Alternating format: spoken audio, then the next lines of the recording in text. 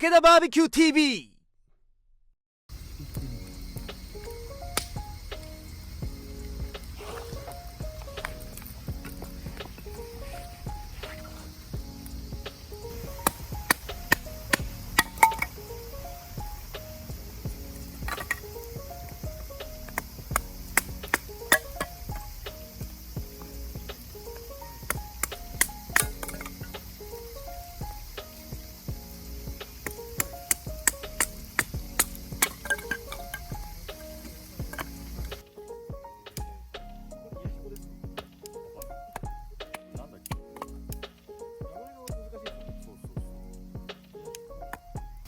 望月が出してる別ブランドってこと？テッパっていうブランド。テッパオリジナルの。も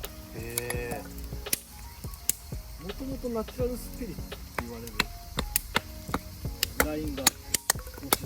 今年から何かリブランディングをするっていう。なんかすごいですね。半分以上が前のナタからこれに変えるのに3年ぐらい研究したんです。そうなんって聞いた。